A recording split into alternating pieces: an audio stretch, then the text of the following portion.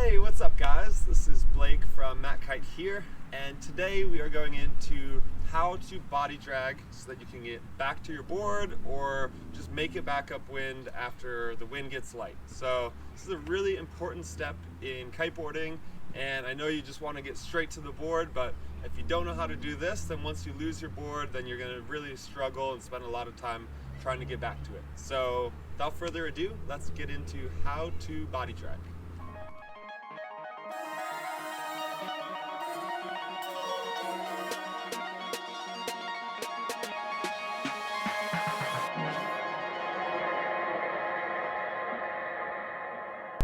Alright guys, so step number one for body dragging is just practice simply letting the kite pull you downwind.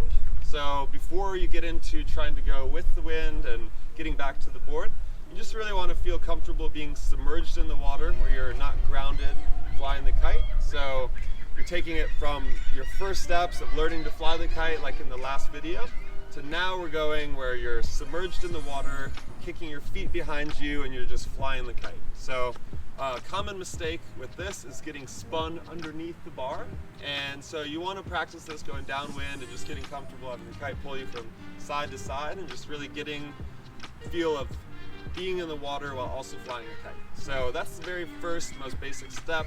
You've already now learned how to fly the kite, so now you're just simply getting in about waist to chest deep water. And if it's overhead, then I unfortunately didn't have time to film this in deep water. Although it's the same thing, it just makes it a little bit more difficult, but once you're in the water, it's all the same.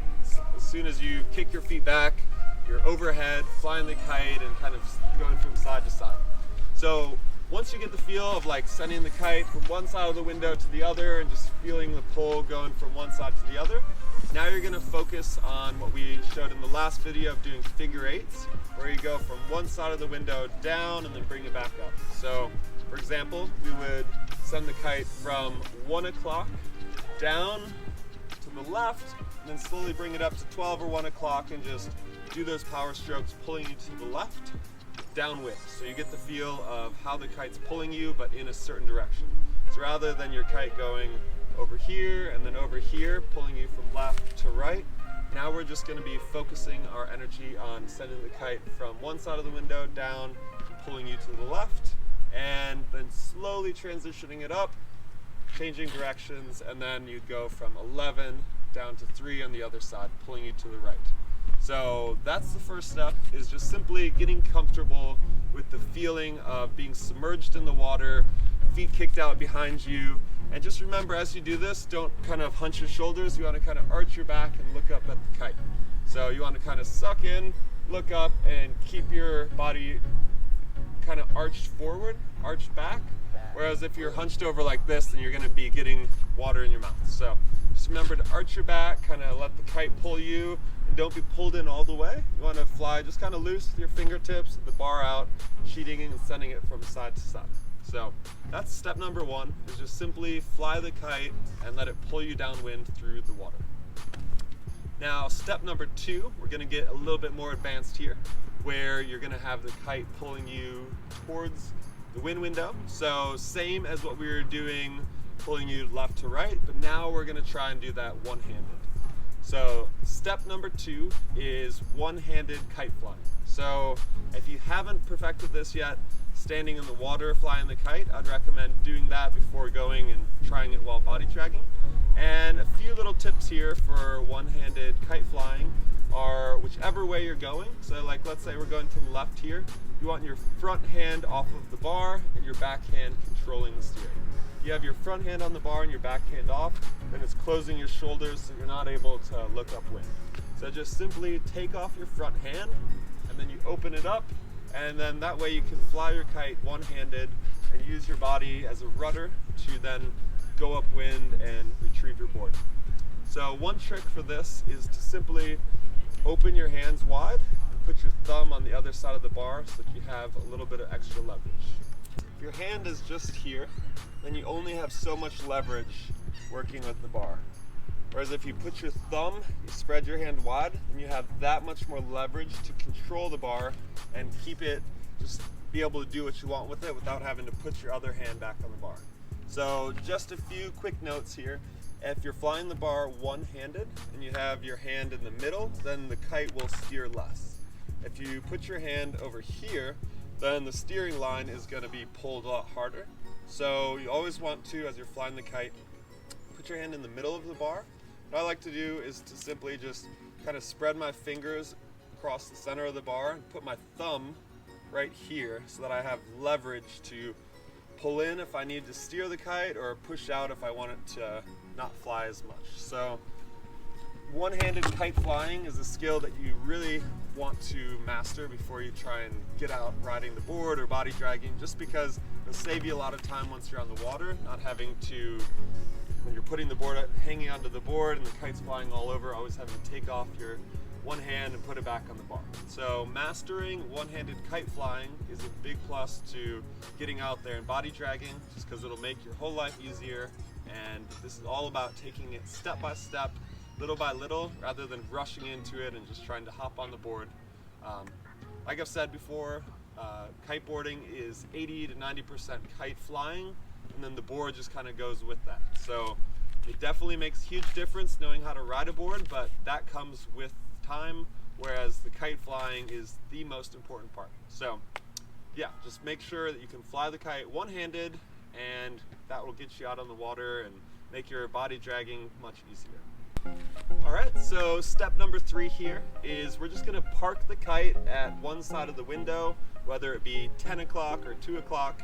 Either way, whether you want to go left or right, you're going to do it both ways. So just simply send the kite, park it, pull in a little bit for power, and I recommended that you practice this one-handed kite flying, but you can always start with 2 hands, get the feel for it, and then just take your hand off and then put it back on if you need to, take it off, and just kind of work from there. So simply what we're doing here is just putting the kite at one side of the window, pulling in for power, and then just kind of dragging with the kite. And then as you go, just let go with your front hand, open up and try and make your body into a rudder, and then you can put your hand back on if you need to. So that's it. It's a pretty simple step. Just practice going from one side to the other, and then as you change directions, the key is to push out on the bar and send it up real slowly. Alright, so step number 4 is, as you've made your run out one way, you're now taking your front hand off the bar, you're opening up, you're kind of straightening your body out, making it like a rudder to push you through the water. And this is similar to like a sailboat, you know, you're using your body as kind of like a boat or a board to ride across the water, and you want to angle yourself just like you would with your board. Rather than riding across the water flat, you kind of turn it at an angle so the water pushes your body and creates some resistance so that it's not pulling against the kite. So as you're doing this, you're also wanting to sheet out on the bar, because pulling in is just going to keep the kite yanking you downwind, and that'll allow you to kind of stay upwind and make it back to your board.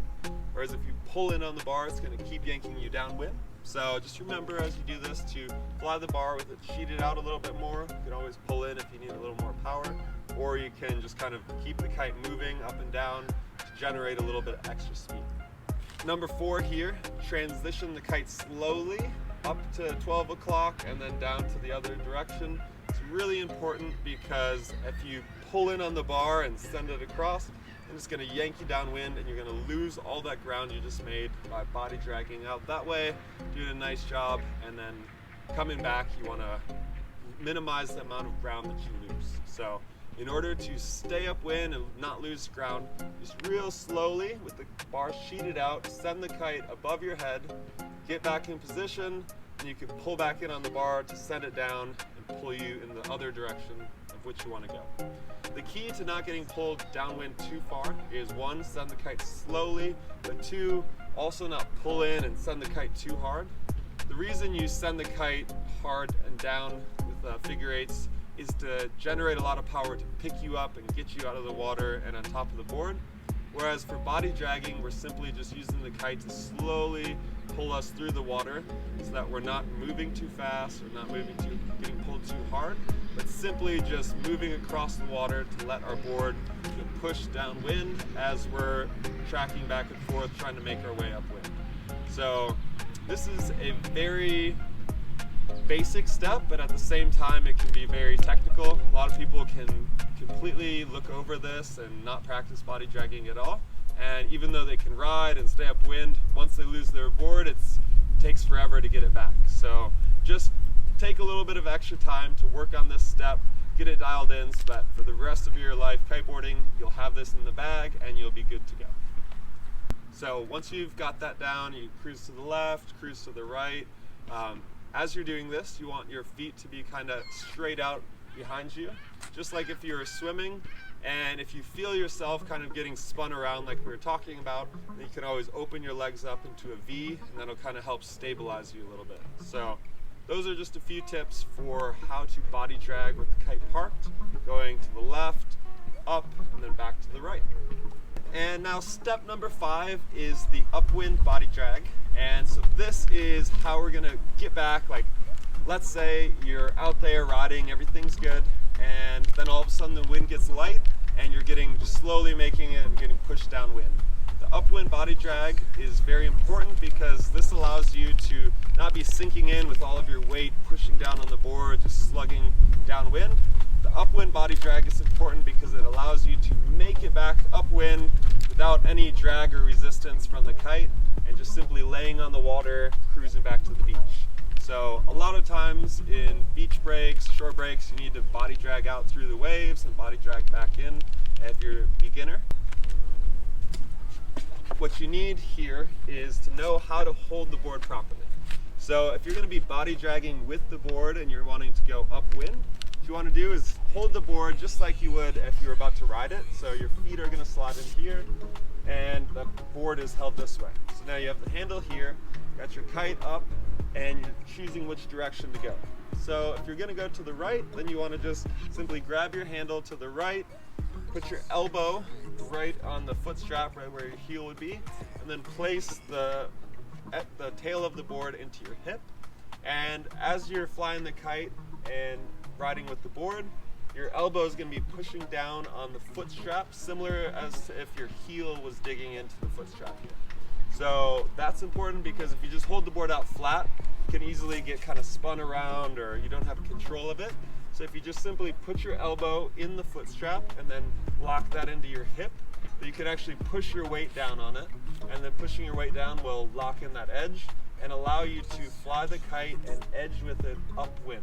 So this is a really important way to make it back to the beach and just be able to get out through the shore break.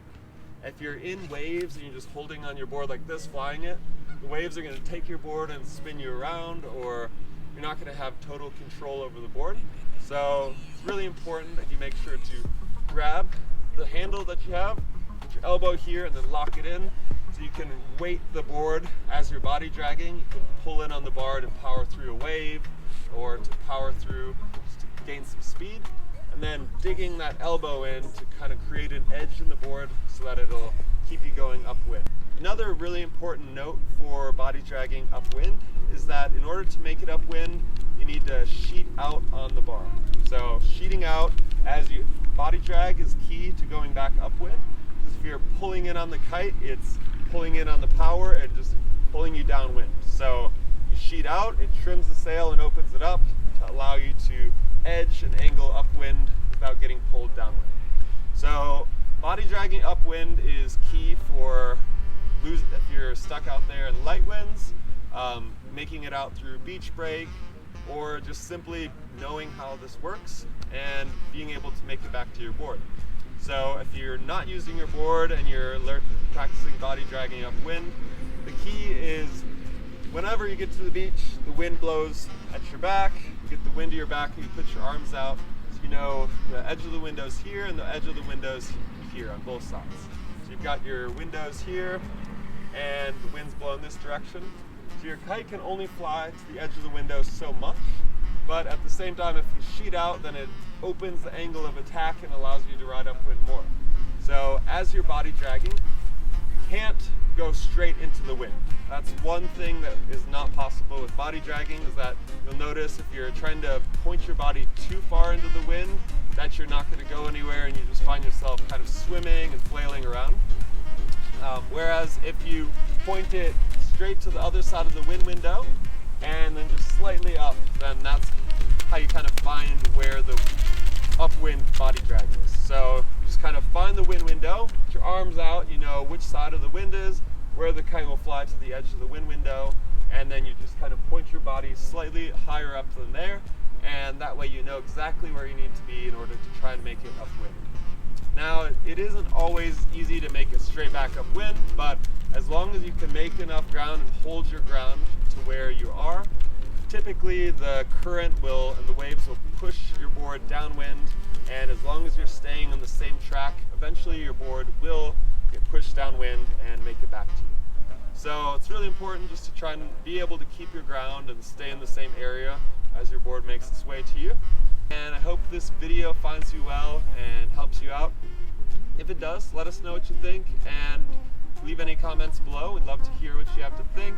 And subscribe to our channel if you'd like to see more, because we always are putting out new content, and whether it be beginner, intermediate, advanced, foiling, we're just excited to get these videos out to you and share it with the world. So keep in touch and let us know what you think, and we hope to see you guys out on the water.